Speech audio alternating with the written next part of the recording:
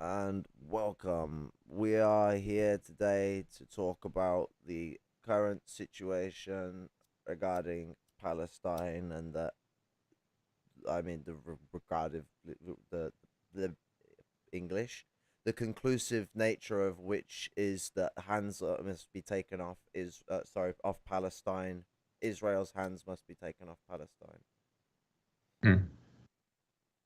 I'd like to thank you for the video you streamed yesterday, showing the demonstration that I recorded on video at the Basaria village, where the military stopped us from walking on the highway, in a peaceful demonstration.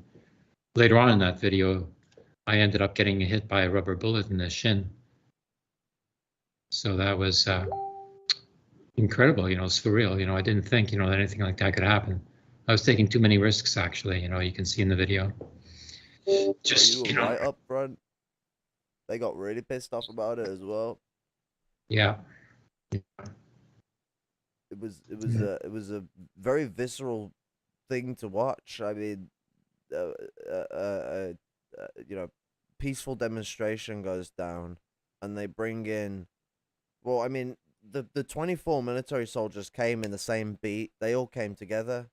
Mm. That was their initial response after the police. The police were small compared to that. And it ended up swarming up to the point where there must have been at least 80 or 90 man down there. Yeah. Like a land day is, a big issue there. And usually on land day, they kill somebody. It's like Oh, ritual with them. that geezer that they had round the back of the truck that they were beating the shit out of as well, getting him out of the sight of the press. And then when one of the press Yeah, guys from the Palestinian state press that's got right. around the Hidden side, from they the started cameras. trying to throttle him as well. Yeah, but I got it through the window. You got a lot of their faces as well. Yeah, that's what I do, One day, they're going to be indicted.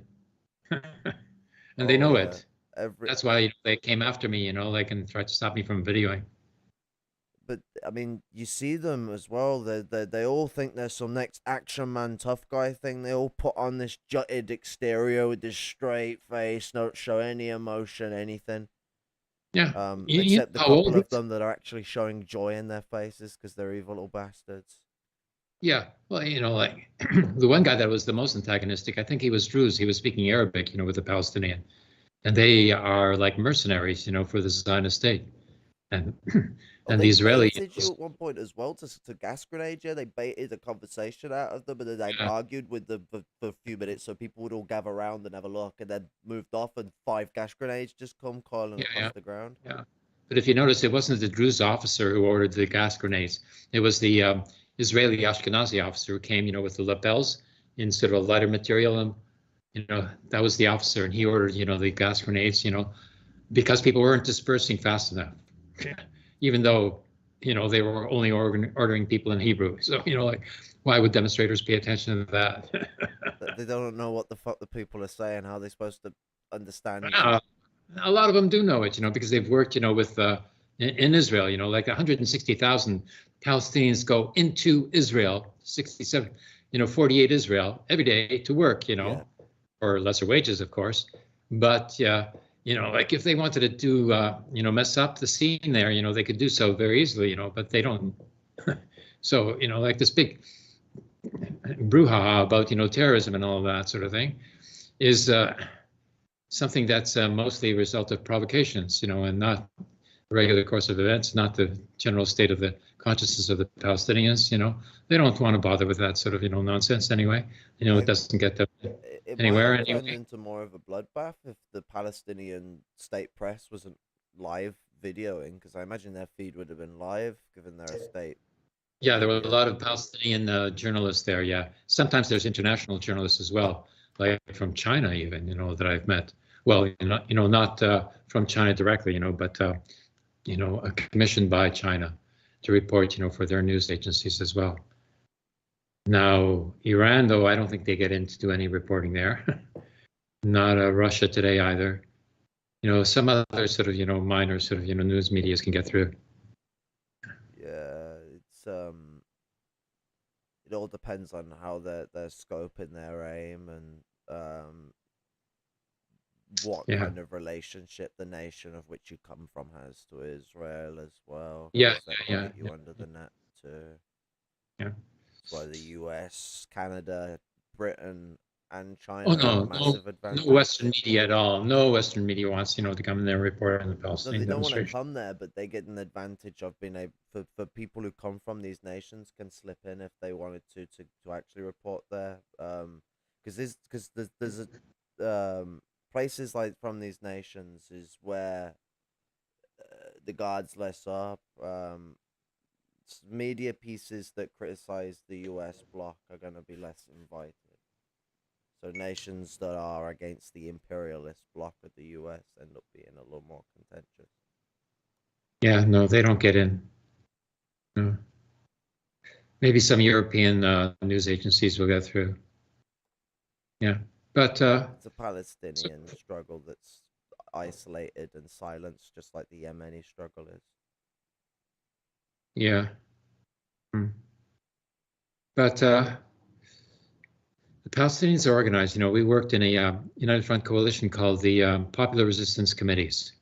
All the committees, like, were autonomous, and they could comment on an action if they wanted to, and they would all contact each other, and everybody would be able to, report it or not, depending on their circumstances.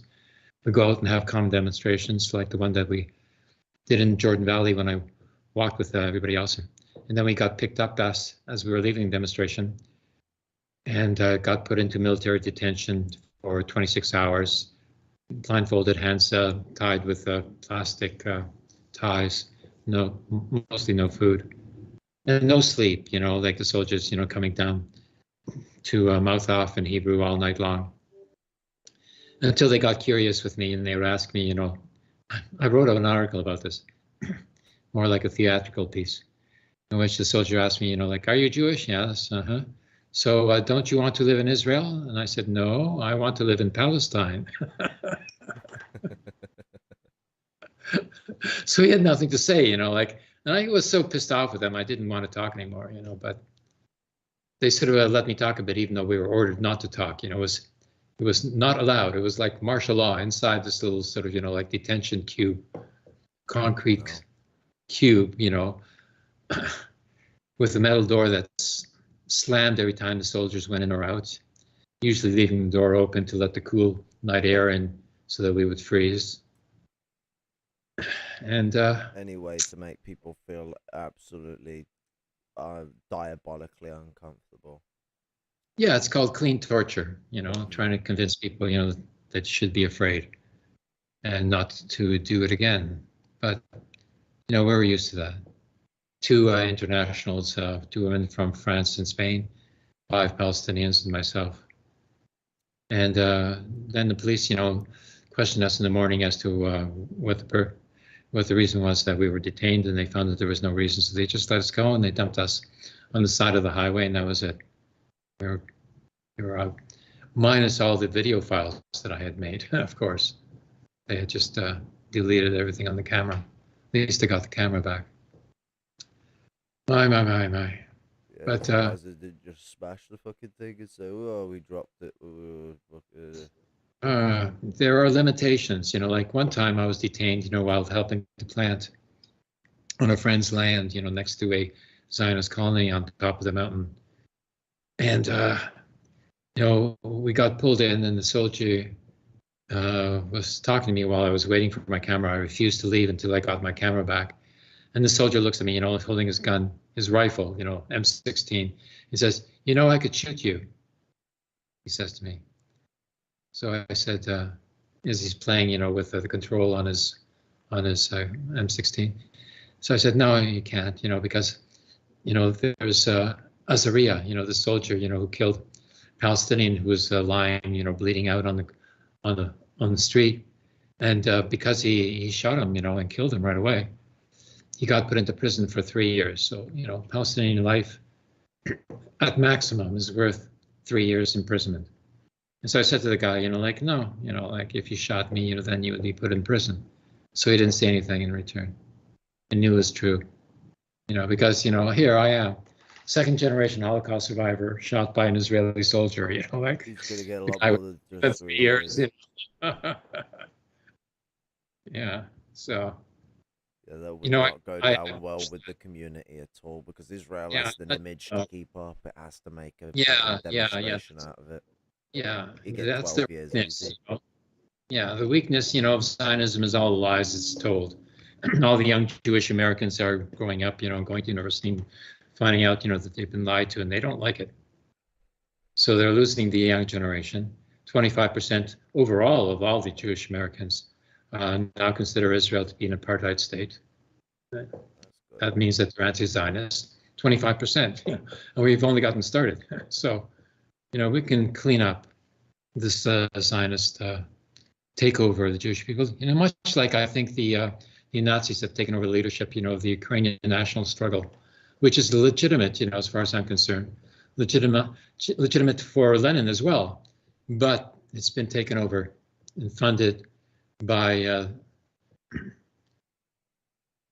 not so much Europe, the United States more so, but Eastern Europe, countries like Well, the Poland. UK had a big hand in this as well, to be fair. Oh yes, They UK, helped but arm Azov Battalion. yeah, but UK is not in Europe anymore.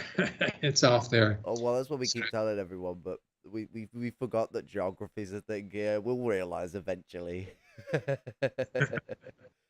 um, but no, yeah. there's actually there's a lot of suspicions that might suggest that the UK may have set the whole Russiagate and Ukraine war situation up.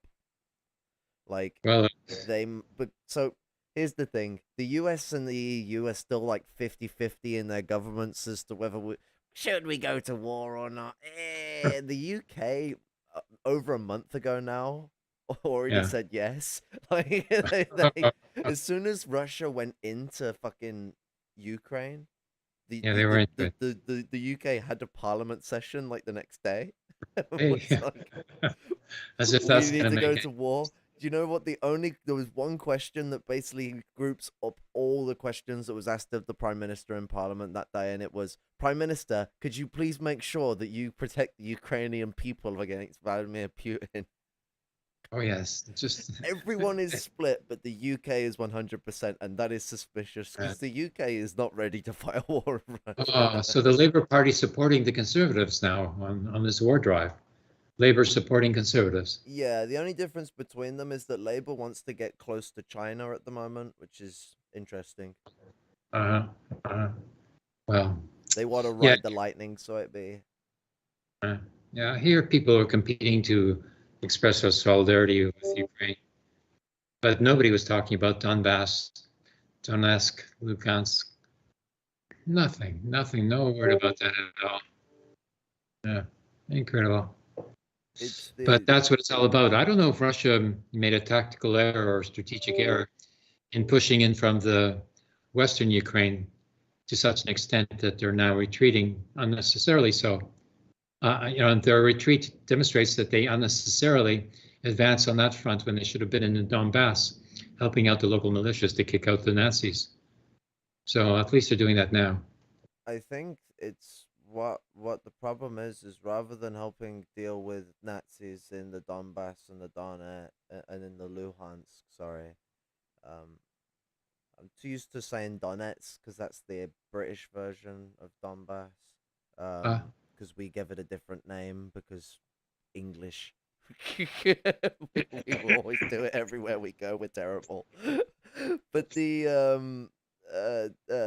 Donbass and Luhansk, I feel that like the class contradictions of Russian society drove an imperialistic war instead due to their opportunism, and so they were too focused on pushing forward and not actually dealing with the issue of Nazism. And I mean, there's a picture from I actually showed on one of my streams of a guy from the Donbass People's Republic getting a medal from the leader, and he actually has two Nazi symbols on his patches.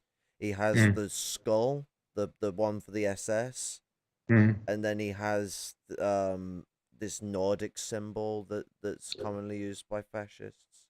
yeah, mm, yeah. So there's fascists Well, on both sides. It's a bit unfortunate. And Well, what is but really unfortunate is that this problem seems to have been something that they sort of just let happen, because there were some really decent people at the start of this. Like when they first split in 2014, a lot of communists were involved in this, and a lot of those communists are now dead. no, the communists and anarchists are supporting Ukraine there. Yeah, in Ukraine, they've been swept up, by this whole, nationalist hysteria, I think. But you know, I think that Russia is taking this big risk because the prize is big also. Because Oil. the Donbass region, both Donetsk and Lugansk are resource rich and have all the industrial infrastructure of the Ukraine, steel plants and stuff like that.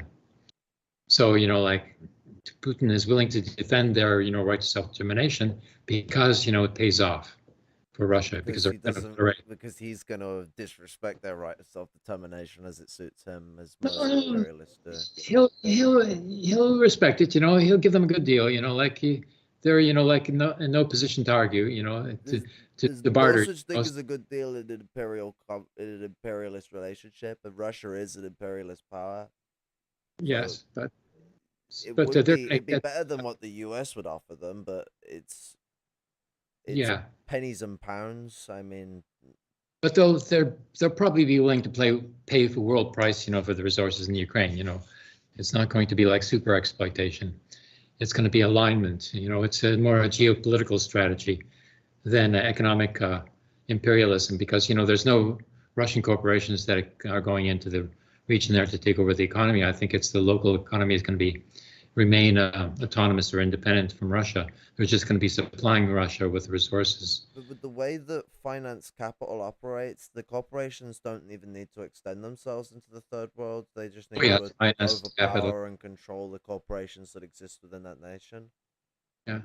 Yeah, it's going to be the telling point. I mean, how many of the corporations in Ukraine that exist are already related to Russia or not is also a questionable situation. I mean, think about how long-standing old colonial relationships go. Think about Britain and Ireland, for example.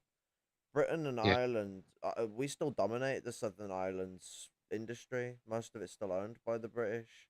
Oh, really? Oh, yeah. But it's still the Irish Republic is more like the Irish Free State. That's what it still is. It's still that dominated little clique that. Yeah. It's the same sort of deal here in Canada. Most of the corporations here are American.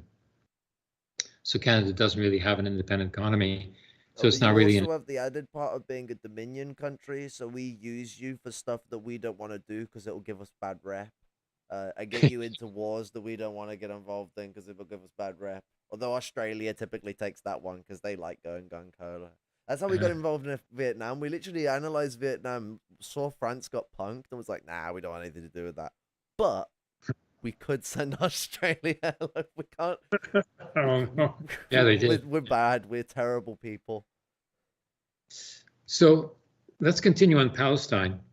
Right now, it's, like on the edge of a civil war, because the colonists called settlers of the Zionists who come into the West Bank and set up, right near the Palestinian municipalities. They don't set up in territory that's, way off somewhere. No. They go right on the edge of the municipalities that are Palestinian already since thousands of years. And then they try to annex, the territory of the surrounding villages, Palestinian villages, bit by bit as well. And then when the Palestinians object, or even when they don't object, the fascists from a colony like Yitzhar just outside Nablus, videotape, training, breaking into homes and occupying, in one house after another type strategy, like they did in 1947 to 49 when they expelled the population. They trained to do that again. And then, the young ones, they go out onto the highways and they stone Palestinian cars. And then they also come out to Palestinian lands and try to scare people away from harvesting their own crops. And then the military comes to back them up. And then sometimes there's even one video of a colonist, who took the the M16 of a soldier and started shooting himself, not himself, but shooting by himself, towards the Palestinians. Stuff like this is going on, because it used to be that, when the young people were conscripted into the military, they were sent into another part of the country so they wouldn't be next to the village or the municipality in which, they came from. But now they cancel that, and they, are in the same area in which, they live. So if they're a settler, they work in the area, that the settlement, colony is implanted. And so, if the settlers come out, to do, some fascist activity, by chasing farmers away from harvesting, and the soldiers come out, to supposedly, impose a coexistence, the soldiers, are the settlers, and they're going to support the settlers, and they let the settlers do whatever they want. So there is no sort of, coexistence, by the military, even though they state this as their objective. They call themselves the Kogat. In the West Bank, the military is commission, administrative commission for the coexistence in the West Bank, something like that. And this is their stated objective, and you can call them to account, on it, which I tried to do, once, and didn't work for about 5 minutes. But then the settler came into our action of planting olive trees on the side of the mountain, next to the village. This guy comes walking into the place, starting filming everybody, with a gun in his belt. And so we tried to push him out. I have a video of that too, we're pushing him out. I was telling him off in Yiddish and everything. And then the soldiers come, and so I tell the soldiers, this guy, the soldiers are like Ethiopians, like Ethiopian women soldiers, who are Jewish. Okay. So I tell them, like, look, this guy's got a gun, he's making a provocation, you can get rid of him. We're just planting trees here.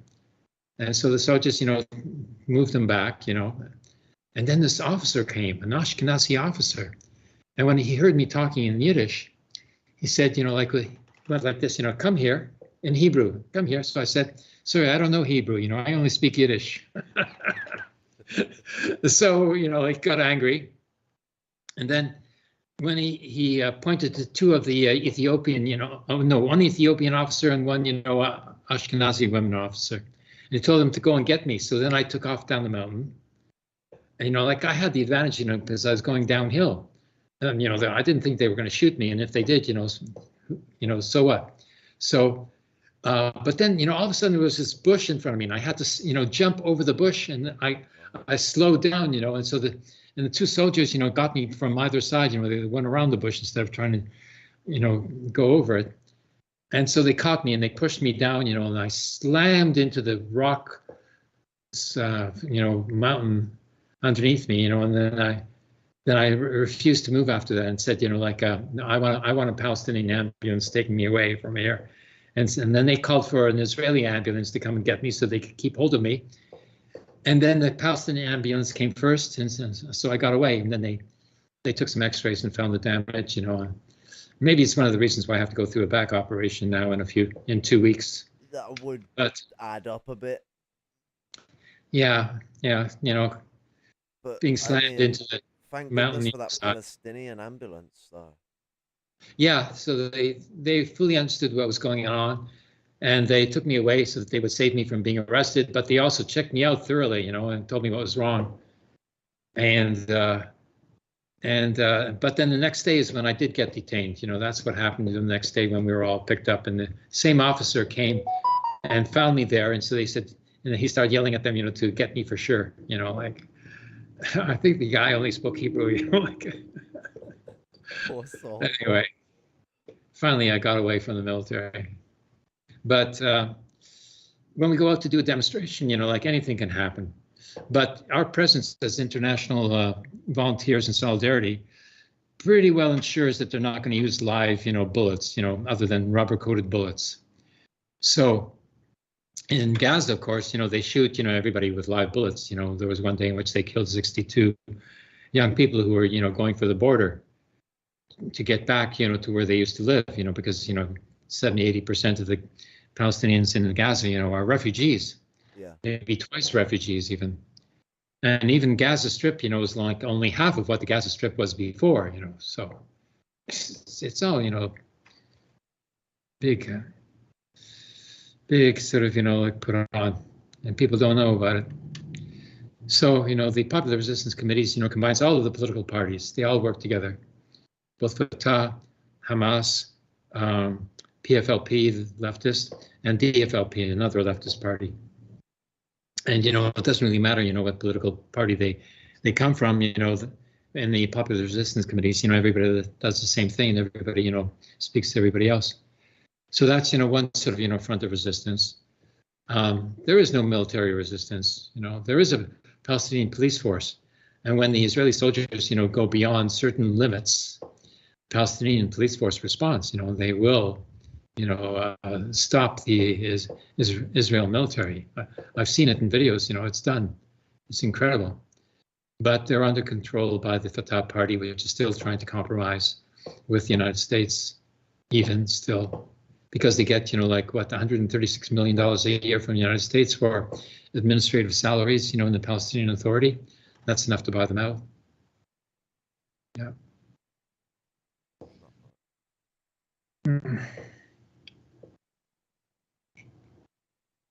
One of those situations. But the Palestinian struggle is heating up, and Israel is starting to crack down and overstep its welcome in regions it's not supposed to. And once again, storming Al-Aqsa Mosque at Ramadan. They did that last year. Yeah, provocation, deliberate provocation. Yeah. And the upcoming prime minister, who's supposed to be, from center left, Lapid, has already stated that he's not going to recognize the state of Palestine. So, I feel that the Great Depression that started in October 2019 has spurred on the contradictions of empire that has pushed to a point where we're gonna see the war that all the skirmishes over the last 15 years have been practicing for. Not just with Palestine, Lebanon's at risk too. Syria. Jordan not so much, because Jordan's a British satellite state, so. It seems like the Yemen conflict has been put into neutral because they were so successful in attacking the Saudi Arabian oil refineries, and with the crisis of oil production that they have right now, they are so desperate, to maintain oil capacity that they're willing to actually negotiate a ceasefire with the Houthis of Yemen in order to avoid any further damage to the oil refineries in Saudi Arabia by the drones that have been sent from Yemen. Britain actually deployed troops to certain oil refineries. Yeah. But yeah, no, that's good. That is that they managed to fucking scare the fucking Saudi Arabians into at least stepping back for the time being. Let's hope we can push things forward from there. They need to deal with the satellite state that Saudi Arabia set up in South Yemen. Yeah. It's LARPing as communists, but I don't know many communists that work with kings. Well, anyways, I'm putting out the book that I wrote in Nablus during 2016, 2017, 2018. 3 years to do this book, and I published it in the first edition in English, but it wasn't a very expensive, edition from in England, hardcover. So, putting out second edition with additional material and a preface that and 2 introductions. It's coming out in English in the United States, and in the translation's been done into Arabic, so it's coming out in Arabic in Jordan. And it's been even approved by the censorship. So, no way. Yeah. That means you could get it on the shelves. It's sort of, like a natural sort of process there. You send it to the publishers send anything to the censors, and it's like, just an additional step in publishing. It's just natural there. And so it's going to be distributed, around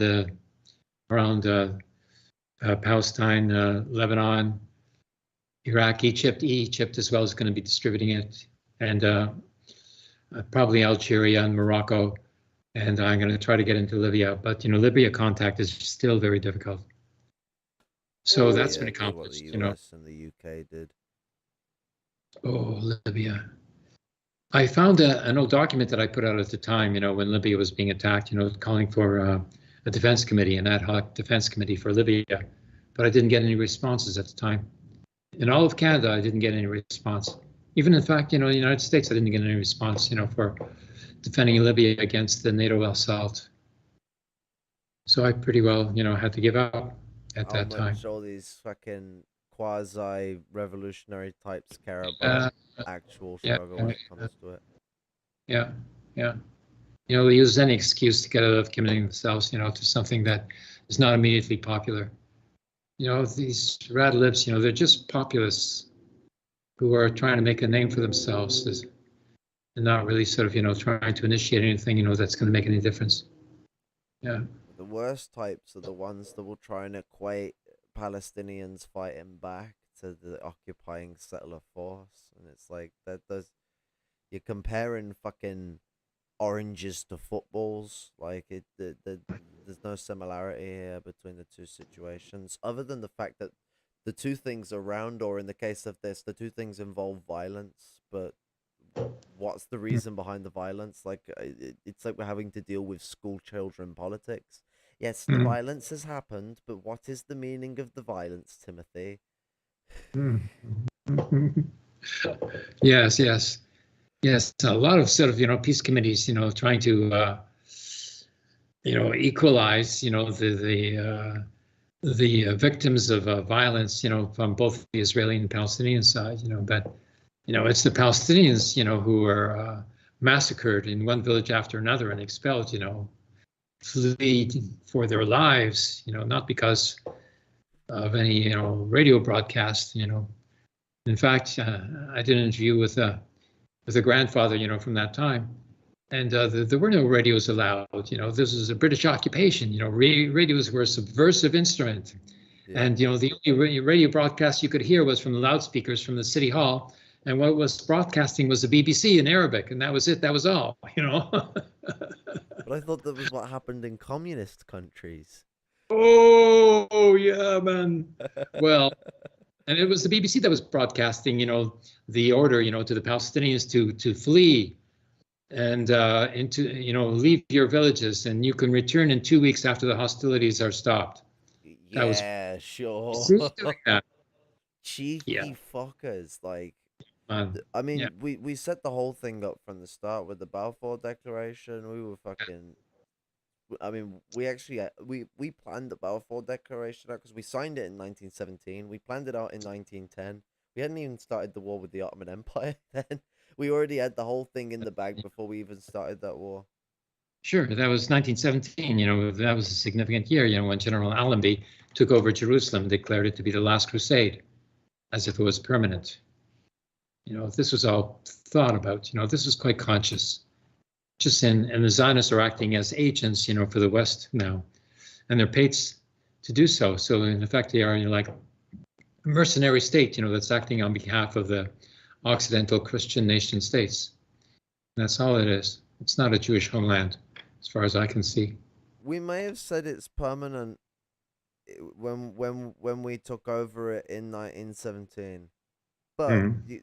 you know, little did the British Empire know in 10 years' time a Great Depression would happen that would be the death knell for its empire. Like Yeah, that's the big meme. Like we reached our height in 1924 and then yeah, it just went down yeah. from there. It happened fast. That's right. Maybe that's the same thing's happening to the U.S. empire at this time. I think so, and that's why I feel that there's going to be shindiggeries from all the empires, not just the East. Like, because the East are going to stop getting big for their boots because they can. The US can't do shit. That's Yeah. why the US is on the fence about war with Russia. If it was 10 years ago, the US would already be in Ukraine with the boys in fucking Mm. the tan fucking uniforms. But Yeah. the fucking now they're in a situation where they can't do that. Well, they can, but they need to be really considerate about it because if they lose this war, it's not going to be good for them. Um, Mm.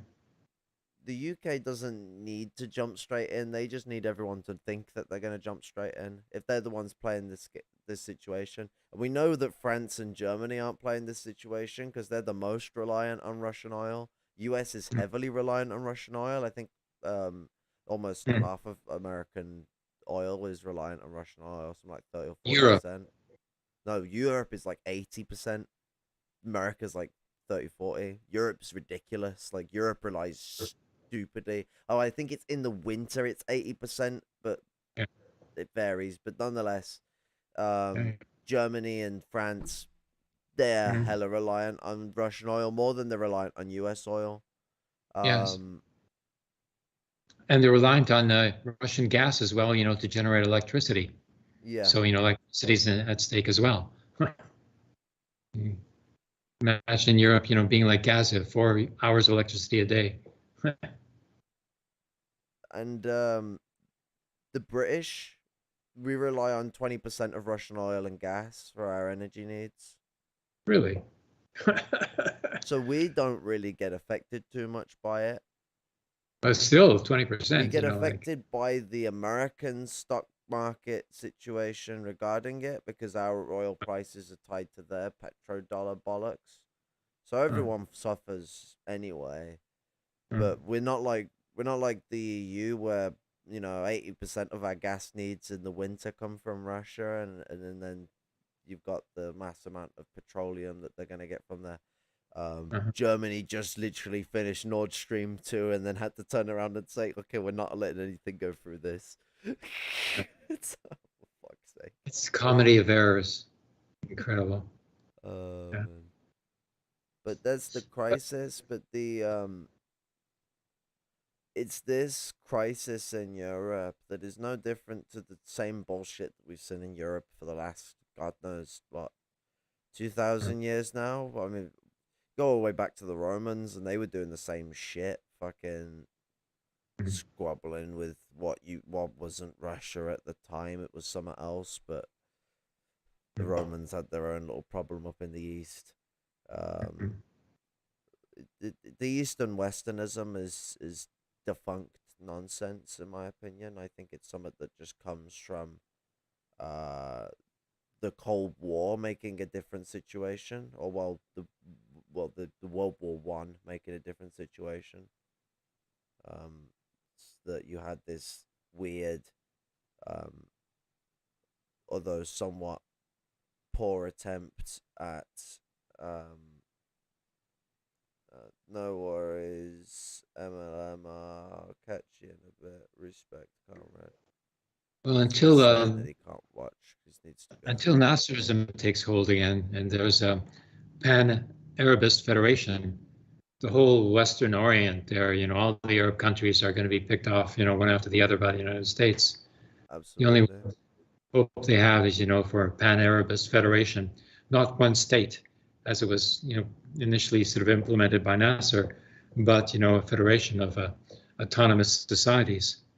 That would work, but not with the regimes that are in place now. No, it's hopeless. But, the Saudi Arabia is going to suffer. Oh yeah, they stabbed their own people in the back to get put on thrones that don't exist. They were created by the British Crown. That's the only reason there's ever been a king of Saudi Arabia. Yeah, Jordan too. He was originally imported from Saudi Arabia, the Husseini clan. Well, let's see now. Palestine. What can happen?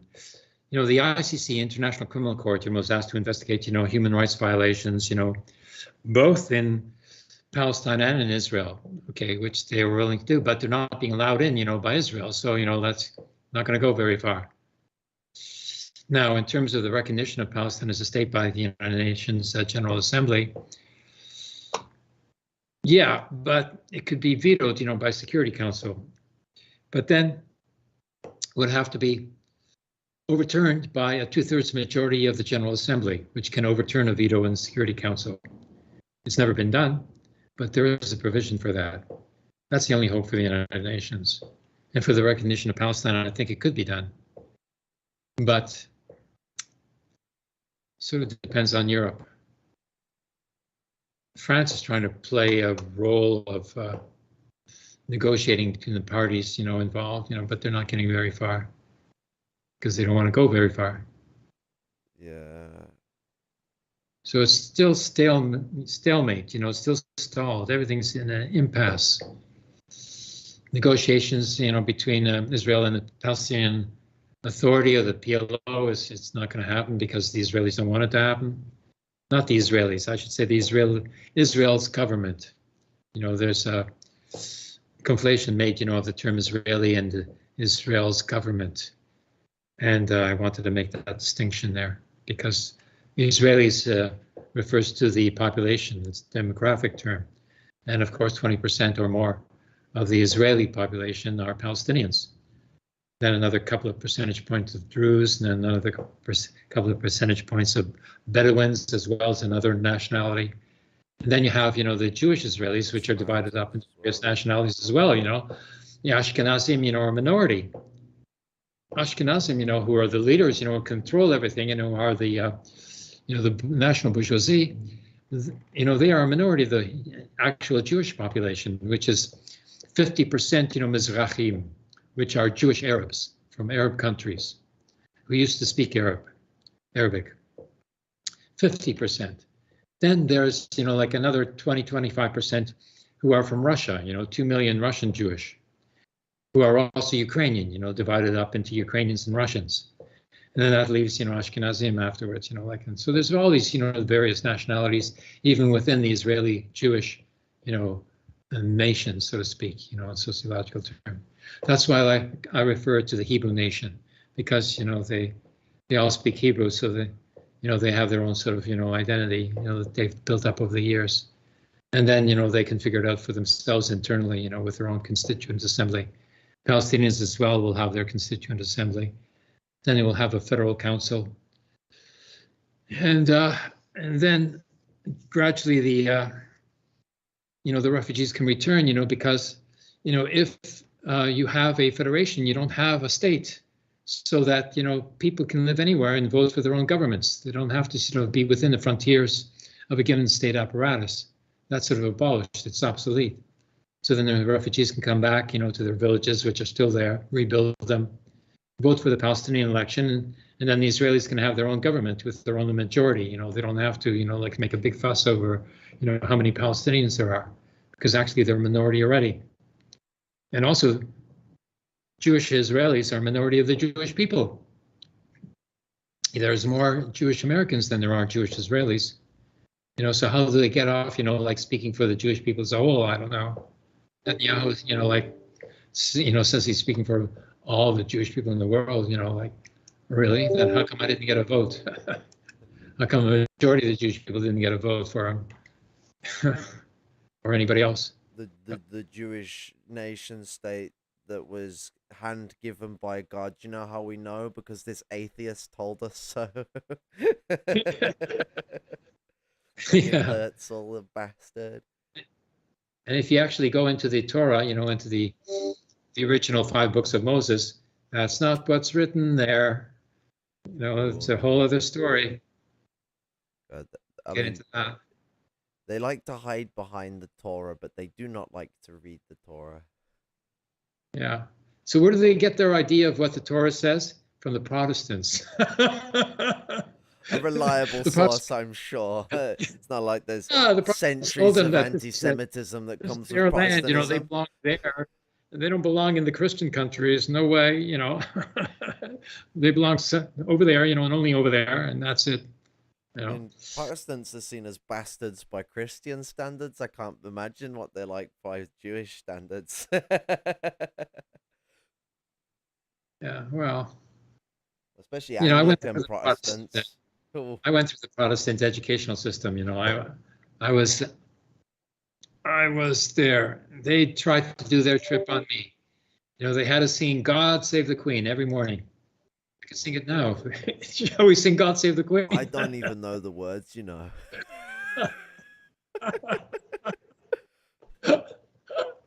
God kill the. I can't say that on here. Oh, and then after God Save the Queen, they had the Lord's Prayer going, like I had to sort of, stand up, but I didn't bow my head. And they didn't know it, because all their eyes were closed, so I could get away with that. That's But a fucking way to do it. yeah, well, what a trip. Oh, they used to make us sing hymns back in fucking primary school. Oh, really? Oh, yes. Wow. Yeah, I don't know how to do it anymore, but I used to know how to sing "Our God's a Great Big God" in Portuguese. Yes, they made us learn Portuguese. I didn't know geese spoke Porch, but Hmm. Well, so Palestine, huh? It really depends. The whole fate of Palestine depends upon the course of the surrounding Arab states and what happens there. Everything, and Iran. But Iran is not playing a direct role in all of this. Hamas is the Hamas government, which was elected in 2006 or 2006 or 2016, 2006, I think it was. The Hamas government was elected. They're only financed, by Qatar and Al Jazeera. That's where they get their funding from, because they don't get any of the funding, that's directed to the Fatah government of the Palestine Authority. There they get their money from the United States and from taxation, that's held or, delayed, by Israel, that's collected at the border, entry point, for sales tax, that sort of thing. So it's like, two separate governments, two separately financed governments.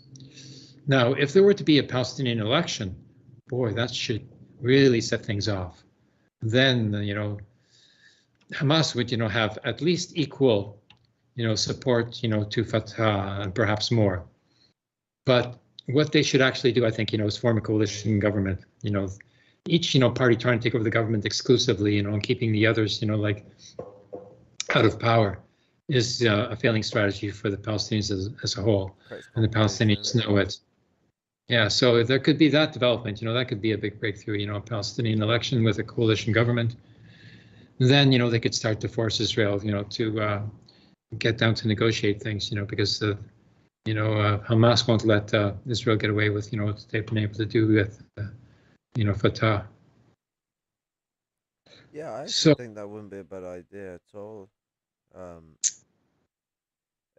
I especially pressuring the necessity of support from neighboring countries, which is getting more increasingly difficult because Iraq has just been invaded by Turkey. Yeah. So it depends on the revolution in Egypt. The Hezbollah in Lebanon is pretty secure. Jordan, is a dead end right now. But Egypt, if Egypt, had a revolution, got rid of the military control, they finally, had to were forced, to allow an election to take place again.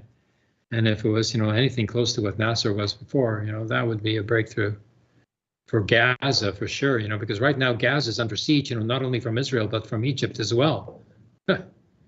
The exit, at Rafah into Egypt is closed most of the time. It's,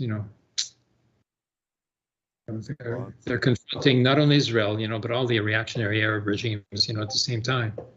And the Palestinians, cannot cope.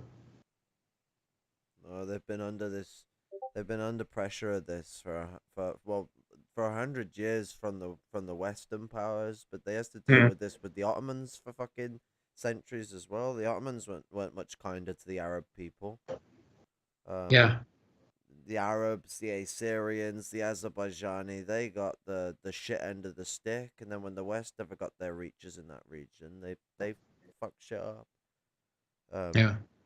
Or in the lesser case with the East, you had Stalin decide to make up fucking Armenia. Sorry, is what I meant to say instead of Azerbaijan earlier. And then Stalin decided to make up Azerbaijan because.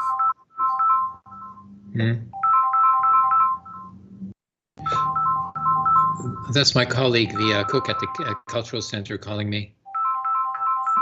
That's all right. If you need to take this, you can get to it. But I can call her back afterwards. Oh, that's all right then. But the last thing to talk about is Libya, because Libya can be having a presidential election. And the most favored candidate even though he has no resources, no party, no apparatus, no nothing except for Dr. Ibrahim Yusuf, I think his name is. Yes, I heard him speaking on RT, saying that he's going to be a presidential candidate, the son of Gaddafi. And his full name is Saif al-Islam al-Gaddafi. Oh. And, he's in a secure place now. He was arrested, detained, by some tribe or other, but they released him finally. And I don't know if how he keeps the security going, but he's there in Libya. But the election is not taking place yet, because the CIA previously funded, this General Haftar, who wasn't even a general, he just sort of proclaimed himself to be a general and set himself up, and they bought himself a lot of equipment and uniforms. They control the eastern part of the country around the center of Benghazi, the city there. So Benghazi was, always the stronghold of the populist, right-wing Islamist, forces, which were in opposition to Gaddafi before. And Gaddafi, was always in conflict with him, and it was supposedly to save them from, a genocide that, the NATO came in. But, there was no such genocide that was practiced, despite some verbiage on the part of Gaddafi, unfortunately. So if finally, the UN-sponsored government in Tripoli can get the election going, well, then, we may see, this Gaddafi, as being president of Libya again. And, with enough popular support, they could move things forward and stop Haftar from taking over the place. But the problem is Haftar is supported by Egypt. So again, Egypt is the crucial, turning point there again. Because if Egypt changes and has, a revolution or an election, that brings in, some sort of, government, that is moving things along, they're not going to be supporting, the CIA, General Haftar anymore. So then he'll fall, and then Libya will be able to become independent again from NATO. So then that would be Egypt and Libya together, and then that would, push Algeria out of its, stasis, military control. Tunisia as well, under the dictatorship of the guy who proclaimed himself, to be whatever, the king. So in all those countries, they'd be like dominoes, going, right across the whole Maghreb and Northern Africa. And that would hit Morocco pretty hard too, both from the north and the south with Polisario. So the kingdom, in Morocco could follow as well. So there could be this whole sort of, string of events that have taken place, in the immediate future. It all depends upon Egypt. Find that it's quite likely as well. So imperialism is on the precipice of another decolonization movement across the globe. That happens every Great Depression. Every Great Depression that's ever happened in the history of capitalism has spurred on greater decolonization. I mean, the really big key ones is things like World War One and World War Two. World War One, you saw the Irish Socialist Republic of 1916. You saw the Soviet Union in 1917. You saw a mass decolonization movement in the Middle East against the Ottoman Empire. You saw a rise in struggles in Africa. You saw Haiti try and rise up again against the Americans. You saw the there was an upsurge in African struggle against white oppression in America as well, which actually ended up leading to the government encouraging people to go and massacre black people, and then covering for it, saying that it was Bolsheviks that were being killed, the Red Summer massacres. But nonetheless, then World War Two had a third of the world go through a decolonization, a successful decolonization platform. Well, until the Soviet Union decided to do the social imperialism, but that gets a bit too complicated. Yes. Yeah. We're gonna see that again, and it's gonna be bigger than ever. Yeah. And international as well, not just in one sector of the world. It's going to be international everywhere, all at the same time. Yeah. If it's gonna start anywhere, it would likely be Africa or the Middle East, in my opinion. It's the hottest place in the world for conflict, crisis, and uh, depraved material conditions caused by extreme amounts of imperialist plundering. We take as much mm, resources as we can from these regions. mm. Yeah, well, China is trying to make its profit there as well, even though they're helping in development, to an unprecedented extent. But still, it's, I think private corporations from China that are nonetheless owned 49%, by the Chinese bourgeoisie, but still it's the bourgeoisie that is controlling. So, So do you know mixed what the bag of thing things is to happen. take with China, though? Yeah. China's foreign policy platform was actually an idea that was already come up with decades before. A man Oh. came up with a similar idea for British foreign policy, and his name's Oswald Mosley. Oh, yeah. British Mm-hmm. Union of Fascists. He Uh-huh. said Britain should develop the infrastructure of the nations it bombs instead of bombing them, and then Uh. stop immigrants from swarming over these countries. And we all know that he's smarter than that. He knows that he wants to imperialize these nations. It's because if you develop them, you can work them in them countries more rather than drain these people from these nations. Why don't we make the infrastructure there that we can work them like slaves? Yeah, and then create a local domestic market that buys the goods that are being, manufactured by the foreign corporations as subsidiaries, like in Canada. Same thing, yeah. And try and Like in create a Canada, means to counter revolution as well. yeah. You know what the American automobile companies did, in NAFTA, North American Free Trade Agreement?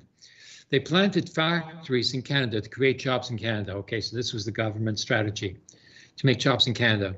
And the jobs, were highly paid jobs, let's say about $35 an hour at the time. Jesus While, Christ. American workers were making like $55 an hour at the American auto plants, when Detroit was going.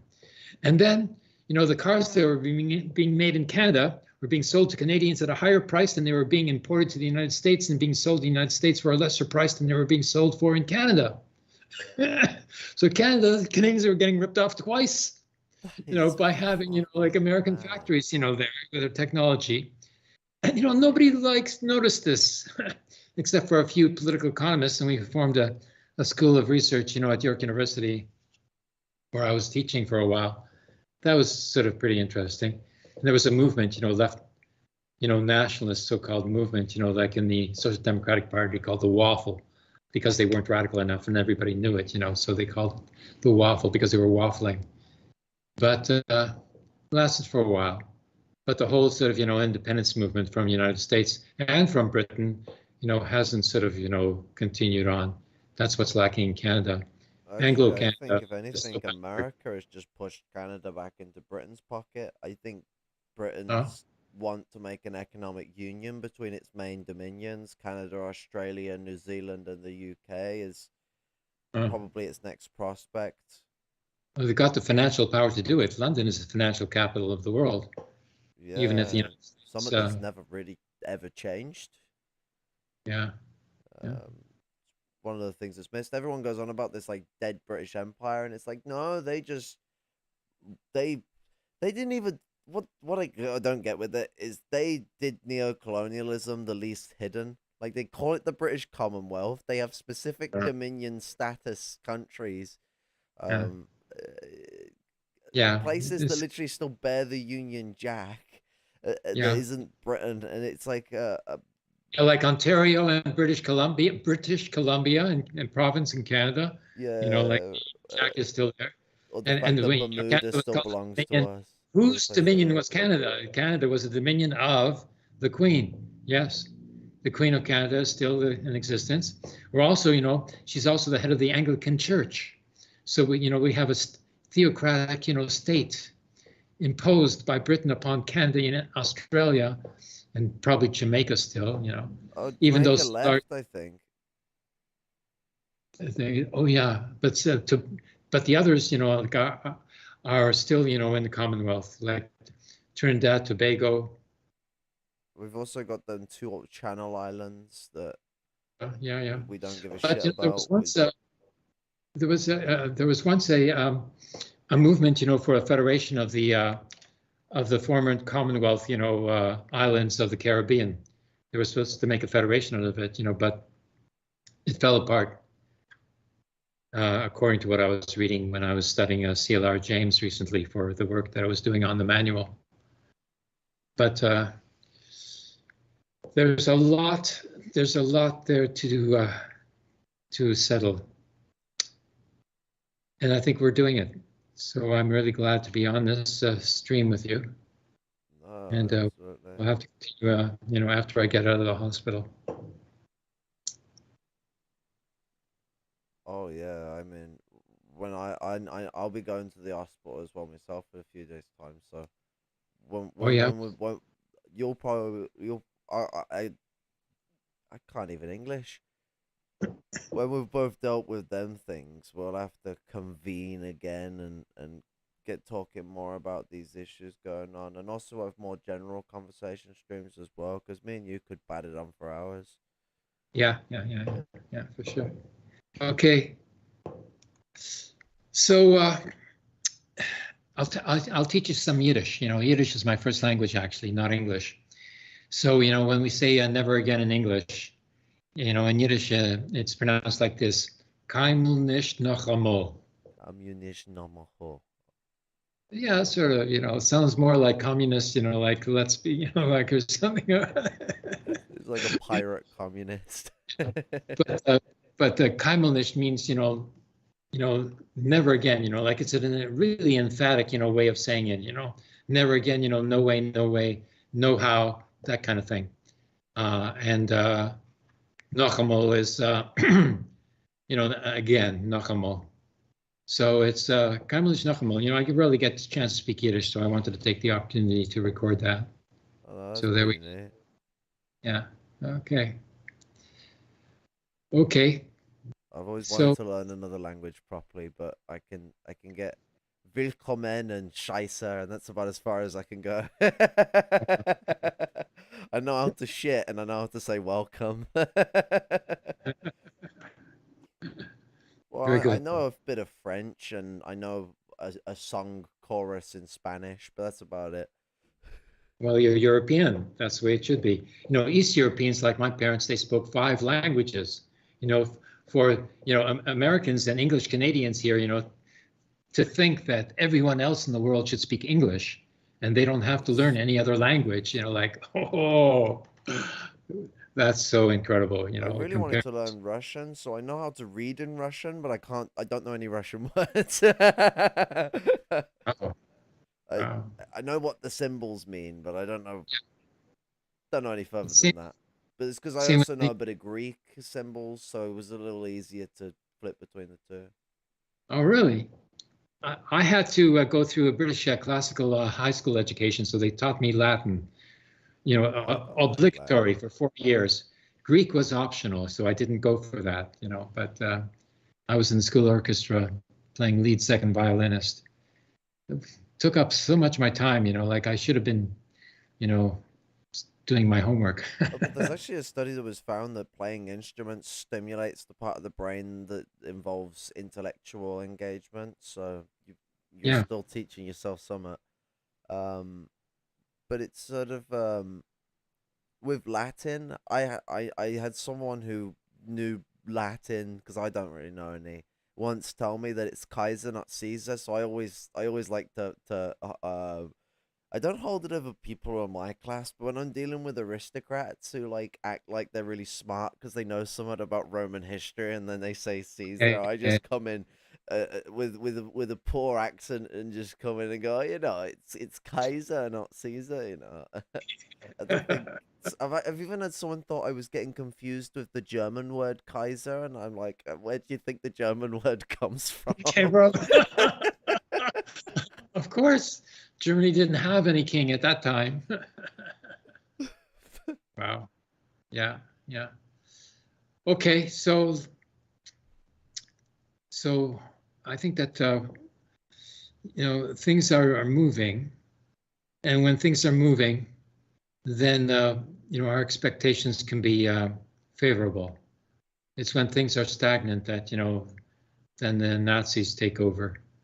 So as long as there's motion and there's movements, of people, moving out, to do something at least, then there's really, a conclusion that is to be expected, because there's a logical course of events, to follow through on this coming depression. And I think we're ready for it. I So, I feel the third world will rise up and struggle. We saw communists, socialists, and anti-imperialists armed to the teeth in the last mm, few years. The right and mm. the left will both rise in these contradictions, but the dialectic is accelerating, and let's hope that when it stops, it lands in our favor. Yes, I agree with you. I agree with your third worldism as well. I think the third world is the vanguard of the revolution. In the first world, there's a polarization in both left and right, and it's not, you know, sure, which is going to be dominant in the outcome. And But the I mean, third the world is people on the decisive supposed factor. left who don't agree with us as well, they try and sabotage any of the points we try and bring forward for Yeah. struggle too. Oh, yes, I've been boycotted by leftists for sure. Yeah.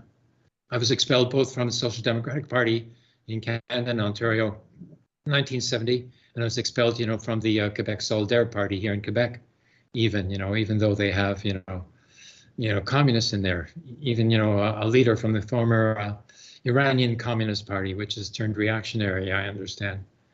Ah, everything is so mixed up. It's the way But that they like to isolate people who criticize the means of which they get their class benefits from. They like the imperialist system, it benefits them. yeah, they got, like MP salary and all this. So, they were thinking that they're on top of the world. But I think what we're creating here with our media is a breakthrough into, the development of consciousness, which is otherwise, monopolized, by one current or another. And that is no longer possible because the internet is free. The internet wasn't even patented by its inventor. Anybody can get into it. They cannot stop us. And I just got a letter of apology from Twitter for being suspended. Well, they want my phone number for my suspended account, so I every time I have to keep making a new account, they're not getting my fucking phone number. I threw my credentials, my academic qualifications at them, and they sent me a letter of apology because Well, I could sue them, for denial of academic freedom. I've got my qualification, like I I'm would just do it some poor too. bimmy guy, so they don't give a fuck about who I am. Yeah, well, if they try to pull anything like that, I'm there, to back you up. Like I did backed up Jason, Unruh, when YouTube tried to, censor some of his videos. They just popped up on my channel for some reason or another. I remember that. That was wicked. That was. Yeah, never happened again. You Good. became Jason Unruh for a little bit, and then you just stopped. It wasn't Oh wasn't yeah, wasn't no the work. problem. The relationship Yeah, just didn't work out. yeah. Well, okay, so we better stop now before people fall asleep. Uh, the person who falls asleep the most on these streams always ends up being me anyway. Yeah. I what's it? There's been some streams where I've fallen asleep after 3 hours, and the stream's gone on for 7 hours, and I've just been asleep for 4 hours on stream. Really? Wow. Oh, but it's really great to create a space like this, where we are who we are, and we have nobody around, telling us that we can't be, like who we are. That's what I I'm love about I'm this. very sort of hats off like that. I don't like the professional atmosphere, not because it's not a productive one, because of course it's a productive one, but it's cold. Like it's very night and day, and I like this more sort of hodgepodge have a cup of tea style atmosphere. Although I'd have a cup of tea, but my cup's being bleached in the other room. Mm. Stained to fuck with tea. No, this dialogue, this free form dialogue, actually is very creative. Creates new ideas, which pop up out of the dialectic, between two partners. Yes. Absolutely. We've got Yeah. very different sort of dialectics going on for a lot of different angles, cultural background, age group background. Um, Yeah. our political philosophies aren't so opposite. Bundism and third worldism share a lot of agreements on a lot of different things. So, we, Mm. but we differentiate on a political cultural basis more than anything. Um, Yeah. Mm. Yeah. so In it terms of our experience and what we have been able to work at and what is available for us to work at, differs, from one site to another as well. So, But this yeah. is actually what Stalin would call the correct application of cadres in a political discussion. The Yeah. combination of the young and the old operating together, although fucking my disability makes me feel like I'm in my 60s. Yeah. Well, we have to get ourselves fixed up and then we can continue on because I think that the times are waiting for us.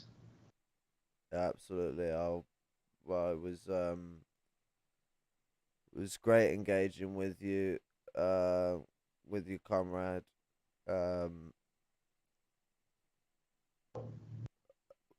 what's it? I'll say that long live the Palestinian people's struggle for their freedom. They've non-stop stood for their struggle every year. I mean, the Land Day thing that was being shown for an example, every year on Land Day, ever Mm. since their land was taken from them, they have protested every single every single year for every single important Muslim holiday that represents freedom, not just the ones centered around that have come from modern times. They have had holidays that celebrate freedom for centuries, and every Mm. time they will come out and protest. So long live Mhm. the Palestinian struggles. Struggle doesn't die, it only has setbacks. One of my favorite Kwame Ture quotes to close on. Yeah. Yeah. Very good. Okay.